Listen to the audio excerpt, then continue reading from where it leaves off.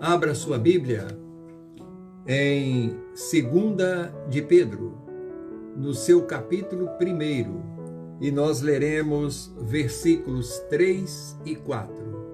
Segunda carta de Pedro, capítulo 1, versículos 3 e 4. Eu quero insistir com os irmãos que abram suas Bíblias e permaneçam nesse texto.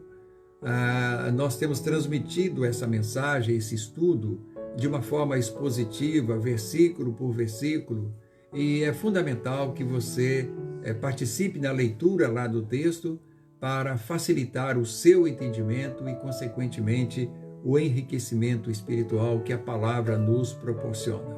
Leiamos então, mas antes, vamos orar como sempre. Santo Deus, nós abrimos a Tua palavra. Ela é bendita, santa, perfeita. Nós somos limitados para entendê-la e por isso, com sinceridade do coração, te pedimos que nos ilumine para isto e este que te fala seja pelo Senhor sustentado, orientado e absolutamente controlado para dizer tão somente o que o Senhor tem para o teu povo a partir deste momento. Nós te pedimos por isso, Senhor, orando em nome do Senhor Jesus. Amém e amém. Versículo 3. Visto como pelo seu divino poder nos têm sido doadas todas as coisas que conduzem à vida e à piedade, pelo conhecimento completo daquele que nos chamou para a sua própria glória e virtude, pelas quais nos têm sido doadas as suas preciosas e muito grandes promessas, para que por elas vos torneis coparticipantes da natureza divina, livrando-nos da corrupção das paixões que há no mundo. Até aqui, permaneça com o texto perto de você. Meus irmãos, nós, há 2 quartas-feiras passadas, iniciamos aqui esse estudo sobre os chamados para a glória e virtudes de Deus. Peço um pouco da paciência dos irmãos que estão acompanhando o estudo, porque necessário se faz que eu faça uma contextualização, porque certamente algumas pessoas não participaram dos estudos anteriores. Então, os chamados para a glória e virtude de Deus. Todo ser humano é chamado por Deus para ser justificado dos seus pecados em Cristo Jesus. E todos aqueles que entendem isso e pela fé se convertem a Jesus, o texto diz que eles são conduzidos à vida e à piedade. Isso quer dizer que antes de se converter a Jesus, já expliquei isso, mas é importante, o homem não está na vida que Deus lhe deu. Ele está numa vida que conduz a uma morte, e morte de perdição.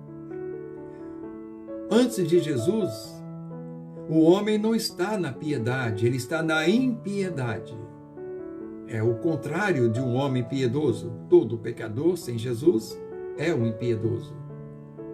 E a esses que são pela fé chamados, eles então, como lemos no texto, são chamados para a própria glória de Deus, que já vimos ser aonde? Nos céus, e para as suas próprias virtudes. E a partir do momento que nós tomamos posse, então, desse chamado, e somos, então, convidados a tomar posse da glória e da virtude de Deus, nós, então, passamos a desenvolver uma vida espiritual de crescimento, de pureza, de perfeição. O primeiro tópico que nós estudamos juntos aqui é que os chamados à glória e virtude de Deus tomam posse das suas preciosas e grandes promessas. O versículo 4 que nós estudamos isso.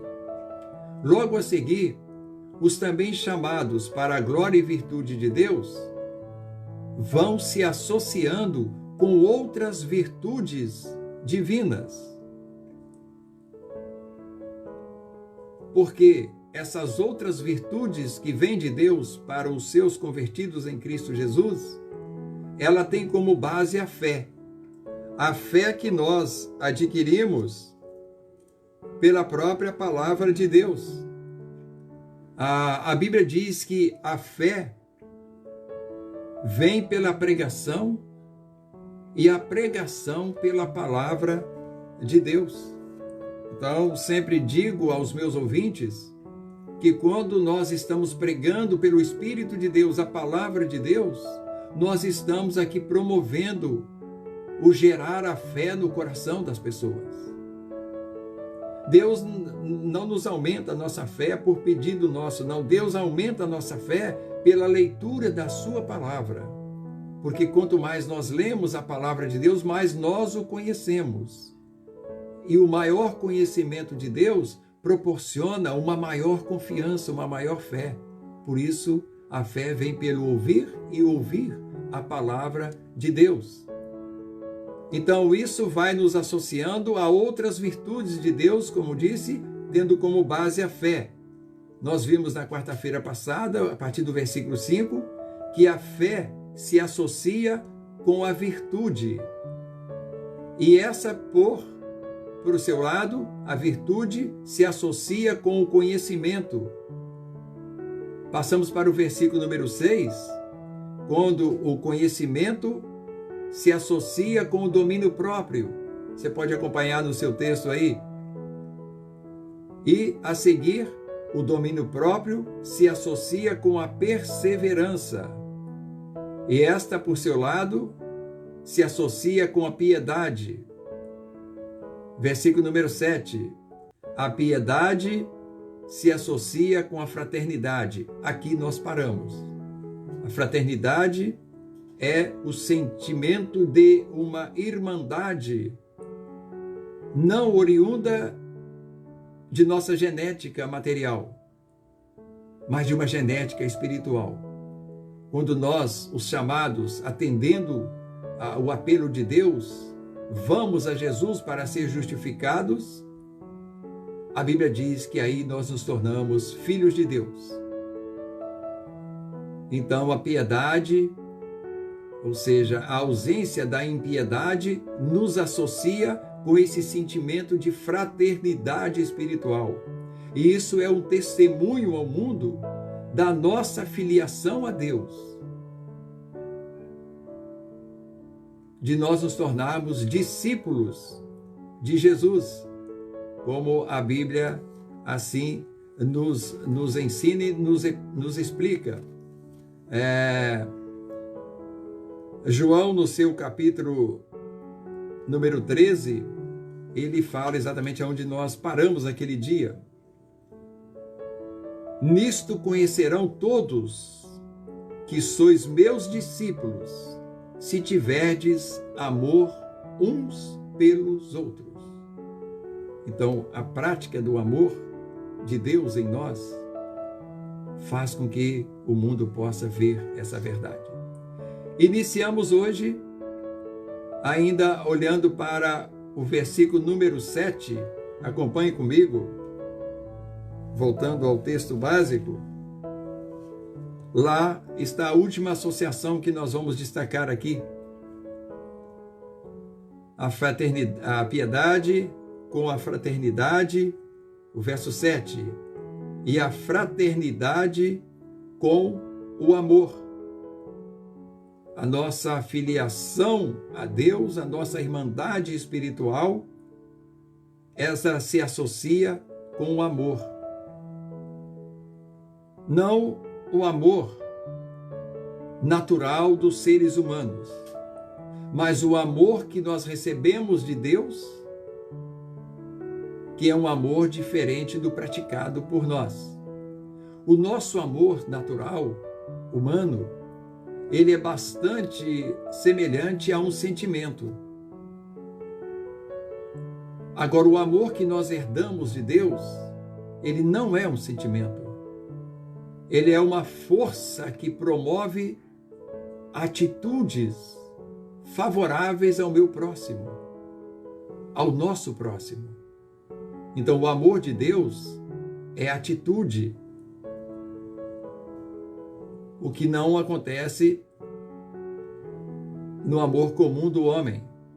Essa associação de fraternidade com amor é aquela em que nós conhecemos o que Deus agiu em nosso favor. Quando lá em Romanos 5:8 diz que Deus prova o seu amor para conosco pelo fato de ter enviado o seu Filho Jesus para morrer por nós, quando nós ainda éramos pecadores. Observa, os irmãos, que não é uma expressão de sentimento, mas é uma descrição de atitudes que prova o amor de Deus. Irmãos, a única forma de provar que o nosso amor é verdadeiro não é pelo nosso discurso, mas é pelas nossas atitudes. Isso é incontestável. Então, fraternidade associada com amor, o versículo número 7, que acabamos de ler, são atitudes de compaixão e misericórdia pelo próximo, independentemente de méritos ou circunstâncias. Seja meu parente, seja meu amigo, seja meu não amigo, eu preciso estar disponível para atitudes de compaixão e misericórdia com ele. Isso é a união, a associação de fraternidade com amor. Essa foi a atitude que foi, vamos dizer assim, a marca inicial da igreja primitiva. Nós podemos dizer que a atitude de amor uns pelos outros foi o marco inicial da igreja primitiva. Quando os apóstolos começaram a pregar a palavra e aquelas pessoas se convertiam a Jesus e eram batizadas, e imediatamente elas começavam a demonstrar essa união de fraternidade com amor. Eu leio para você no texto de Atos 2, a partir do versículo 42, que nos diz assim: e perseveravam na doutrina dos apóstolos, e na comunhão, e no partir do pão, e nas orações. E em cada alma havia temor, e muitos prodígios e sinais eram feitos por intermédio dos apóstolos. Todos os que creram estavam juntos e tinham tudo em comum. E chegavam, devido à necessidade daquele tempo, vendiam as suas propriedades e bens, distribuindo o produto entre todos à medida que alguém tinha necessidade. Não havia limites para agir em prol dos necessitados. Então isso foi ali a prova do amor de Deus implantado no coração deles, o amor de Deus implantado no nosso coração. Então, com essa unidade, nós vimos aqui então essas 7, do versículo 5 a 7, essas associações preciosas, tendo como base a fé, que nós vimos aqui. Ela inicialmente se aliou à virtude, e essa com conhecimento, e assim sucessivamente, até chegarmos aqui à última união de fraternidade com o amor. E continuando aqui para concluir, espero em Deus que sim, por essa associação que nós acabamos de ver, elas promovem em nós a segurança de estarmos firmes na jornada rumo ao eterno reino. Ou seja, por essa associação de virtudes em nós, nos mantemos firmes na jornada rumo ao eterno reino. Nós estamos caminhando para o eterno reino, os que cremos em Cristo Jesus. porque isso está devidamente respaldado pelo seu poder. Todo aquele que crer em mim, ainda que morra, viverá. Todo aquele que vem a mim, de forma nenhuma o lançarei fora. Todo aquele que crê em mim, eu o ressuscitarei no último dia. Então são muitos textos que nos afirmam isso. Veja vocês o versículo número 8 do texto de 2 Pedro, que nos diz sobre isso. Porque estas coisas, ou seja, esta associação de virtudes, existindo em vós e em vós aumentando, fazem com que não sejais nem inativos, nem infrutuosos no pleno conhecimento do nosso Senhor Jesus Cristo. O que proporciona em nós, irmãos, nessa jornada que caminhamos para os céus, o crescimento dessas virtudes, nessa jornada nossa pelo mundo, nos proporciona, primeiramente, olhem novamente para o versículo número 8, a atividade dos nossos dons espirituais recebidos na nossa conversão. Todos nós sabemos que quando nós nos convertemos, nós recebemos o Espírito Santo de Deus em nós. E no Espírito Santo de Deus, os dons espirituais já endereçados a nos preparar para a obra do Senhor. Todos nós somos dotados de dons espirituais para nos capacitar, para sermos cantores para o reino de Deus, para sermos pessoas de orações, para sermos pessoas que servem visitação aos hospitais, misericórdia, piedade, para sermos mestres, para sermos pregadores da palavra. Então, o crescimento dessas coisas, diz o texto 8, porque estas coisas existindo em vós e em vós aumentando, fazem com que não sejais inativos. Irmãos, é uma grande tristeza para Deus olhar para mim ou para qualquer outro que o recebeu em Cristo Jesus, que foi dotado para a obra, e observar uma inatividade daquele homem, daquela mulher, daquele servo preparado para a obra. Então nós precisamos deixar essas associações crescerem em nós, como diz o texto, para que nós não sejamos inativos, que nós possamos colocar nossos dons espirituais em plena atividade na obra da igreja. Portanto, irmão querido, vá para a sua igreja e veja qual foi o dom que Deus te deu para cumprir a tua missão. Disponibilize para os departamentos da sua igreja. Isso vai crescendo em você.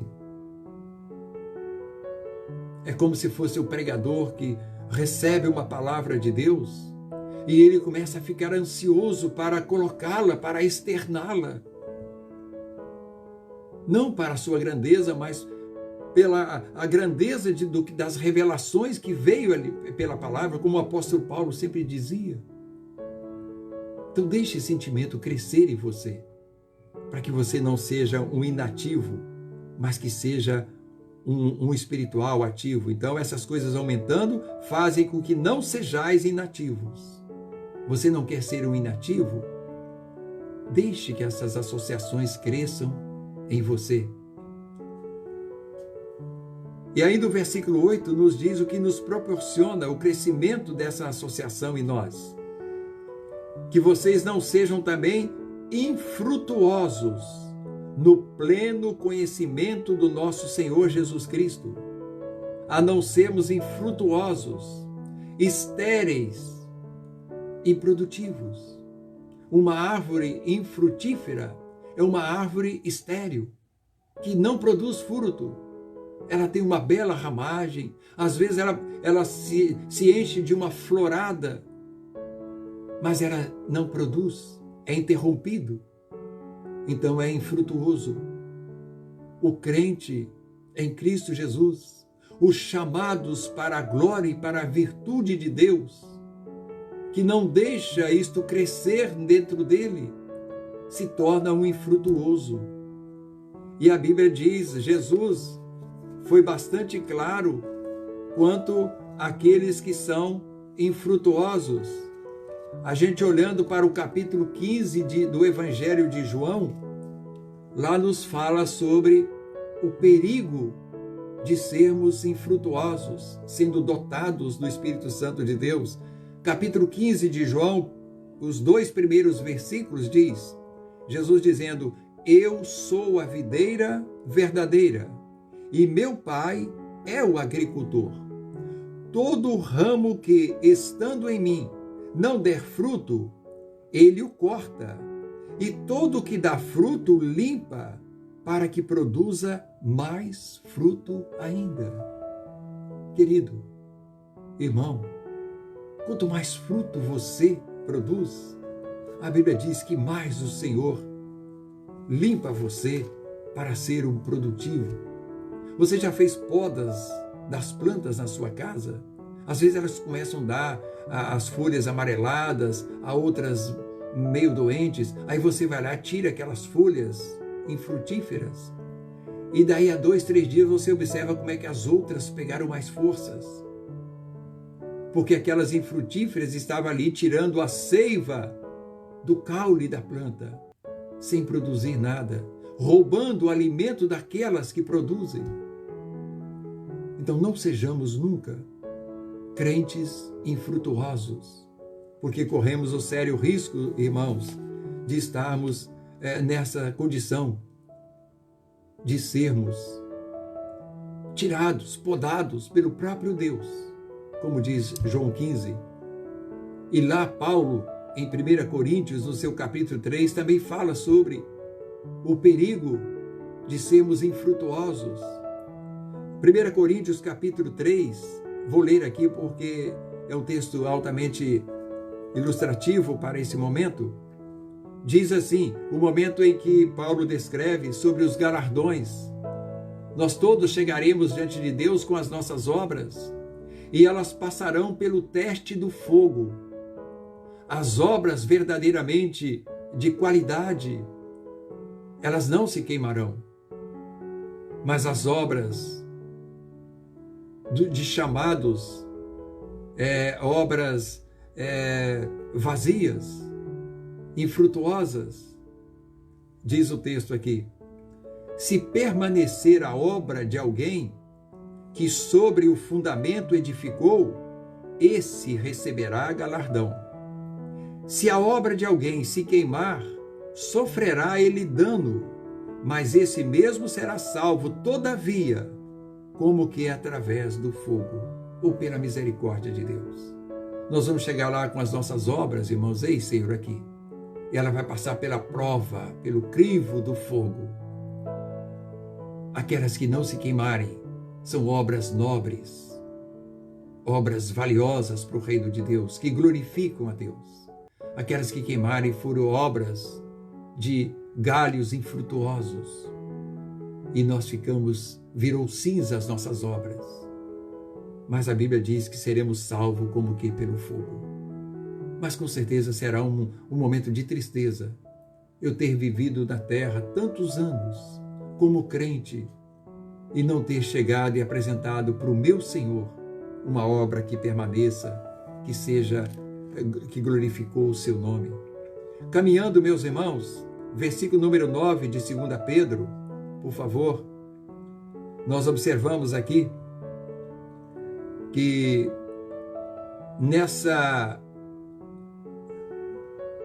em nos mantendo firmes na nossa jornada rumo à eternidade, o crescimento dessas virtudes nos proporciona isso que acabamos de dizer.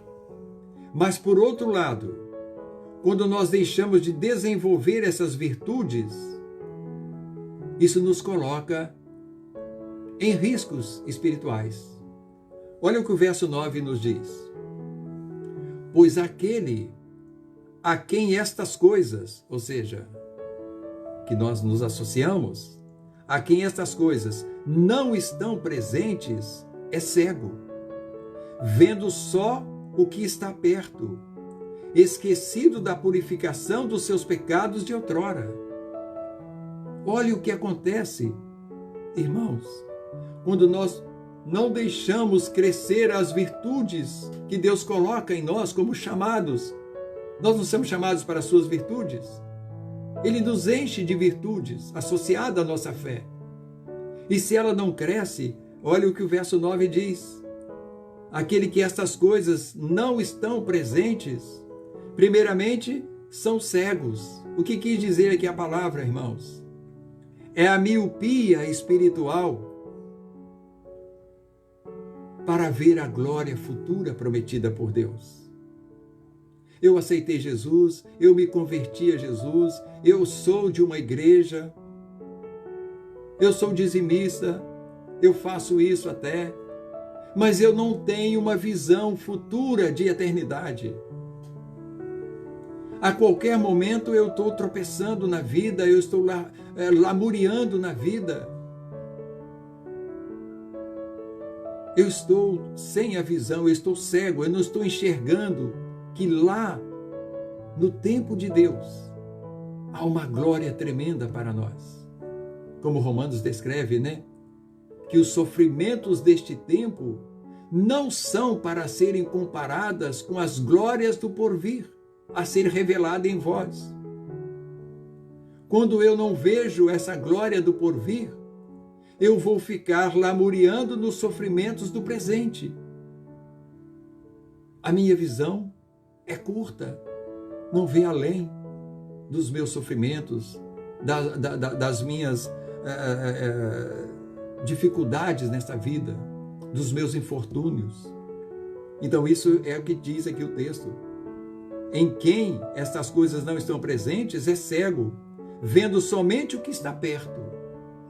É aquele, meus irmãos amados, que tem uma visão muito mais voltada para as coisas que são da terra, que Paulo diz que nós devemos largá-las. Lá em Filipenses 3, 18 a 20, descreve bem essa miopia do homem convertido a Cristo Jesus. Quando Paulo diz lá, Filipenses 3, 18 que eu falei, até o 20, pois muitos andam entre nós, dos quais repetidas vezes eu vos dizia, e agora vos digo, até chorando, que são inimigos da cruz de Cristo.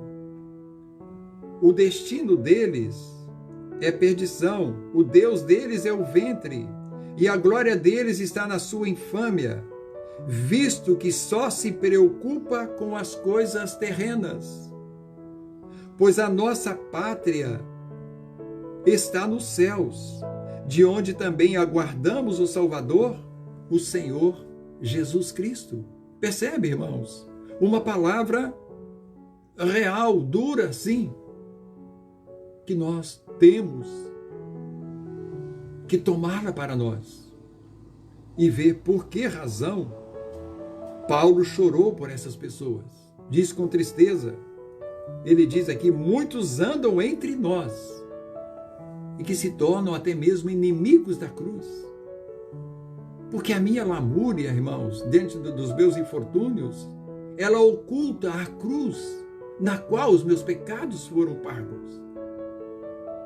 Ao invés de eu testemunhar dela e dizer, eu estou sofrendo, mas Cristo sofreu muito mais por mim. Naquela cruz do Calvário. Aí nós somos amigos da cruz. E o texto diz, o destino deles é a perdição, o Deus dele é o ventre, pessoas que só pensam no seu bem-estar, do homem, do ser, e a glória deles está na infâmia, visto que só se preocupam com as coisas terrenas. Então isso é o homem de visão curta, cega, que o verso 9 descreve, presente e cego, vendo que só está perto, e esquecendo da purificação dos seus pecados de outrora, como eu já disse, da cruz. O esquecimento da obra de Jesus por nós na cruz. Eu estou sofrendo, digamos, nesse mundo. Estou prestes a morrer, vamos assim dizer, um dia vai chegar a nossa hora. Mas eu tenho certeza de que do lado oposto da morte física, eu estarei nos braços de Jesus, porque Ele me justificou dos meus pecados. Então se nós deixarmos, nos tornarmos cegos espirituais, nós vamos esquecer que os nossos pecados já foram perdoados e que por isso o nosso céu está garantido.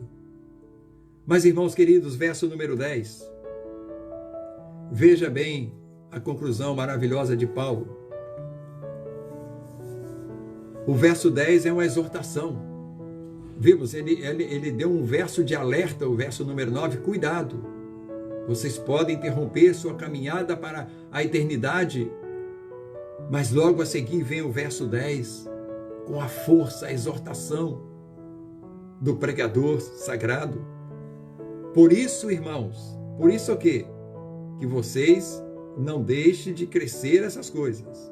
Procurai com diligência, ou seja, com dedicação e zelo, cada vez maior, confirmar a vossa vocação e eleição, porquanto, procedendo assim, não tropeçareis em tempo nenhum. Então, nunca deixe de crescer as virtudes de Deus em você, para que você se torne um infrutuoso, um cego, uma pessoa que só pensa nas coisas da terra e não das que são do alto. Para que isso não aconteça, nós devemos procurar com zelo, procurar com diligência cada vez maior, confirmar a nossa vocação e eleição. Eleição quer dizer, como eu já expliquei outrora, todos os escolhidos por Deus para o seu reino eterno antes da fundação do mundo. E em toda a criação, o homem, o ser humano, foi escolhido por Deus para ser eternamente morador do seu reino. Lá em Mateus 25:34, fala isso, Jesus dizendo, quando ele estiver julgando todos os homens, ou separando os remidos dos não remidos, ele dirá, vinde benditos de meu Pai, tomai por herança o reino que vos está preparado desde a fundação do mundo. Então nós somos eleitos lá para esse reino. Nós nos afastamos dele quando o Éden nos jogou para o mundo, o pecado de Adão, e Jesus está nos arrebanhando novamente para tomar posse desse reino. Então essa é a eleição. E vocação.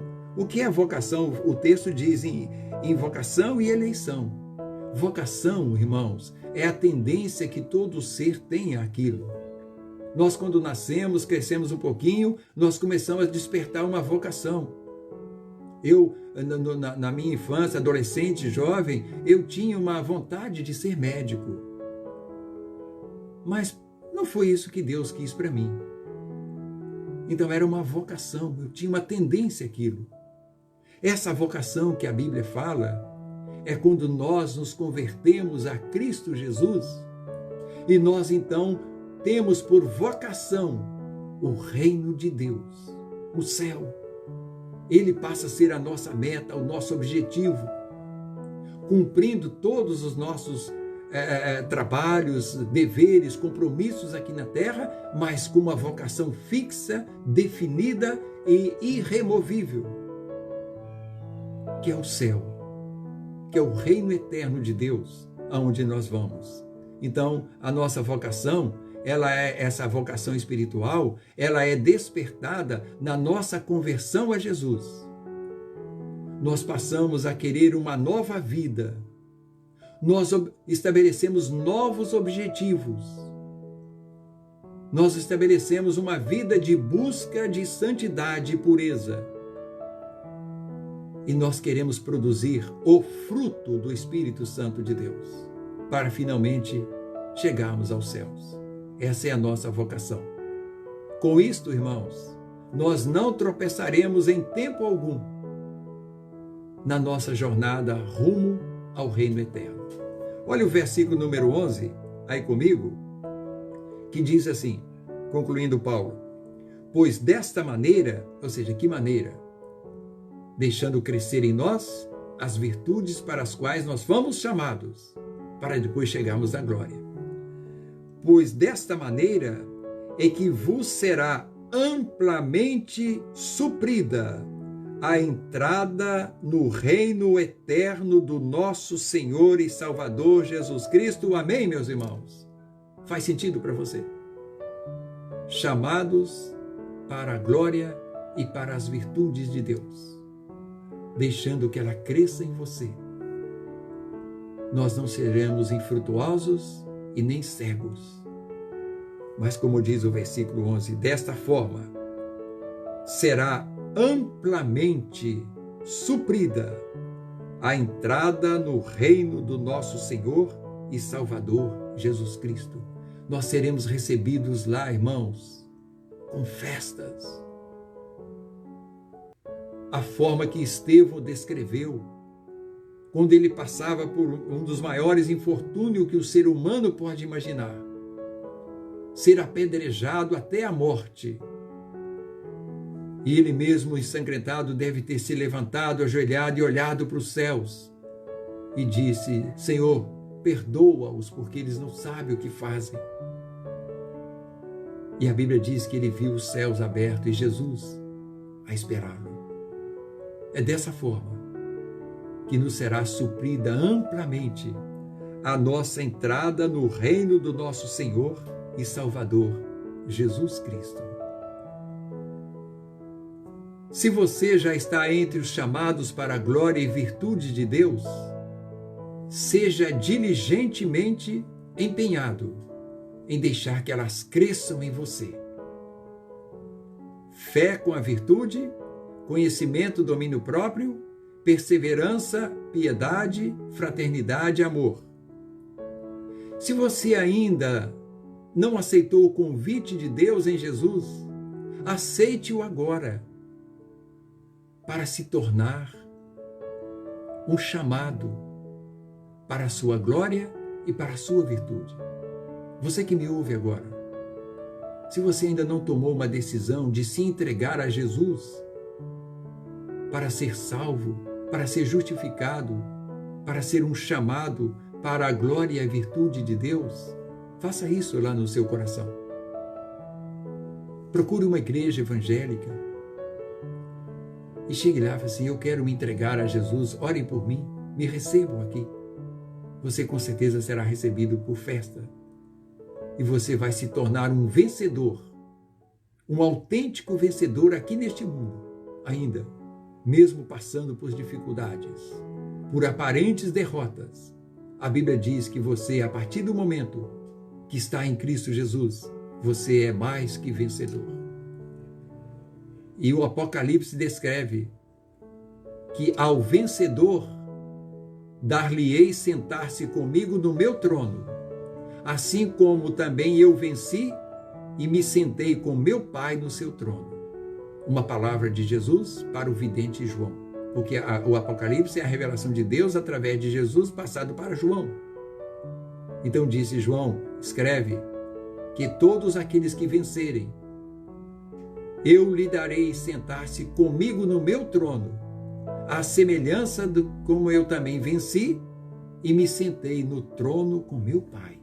Assim será a nossa vida, a chamada para a nossa glória. Que a graça do Senhor Jesus, o amor de Deus, o Pai, e as eternas consolações do Espírito Santo de Deus, seja sobre todo o seu povo espalhado por toda a face da terra, agora e para sempre. Amém e amém.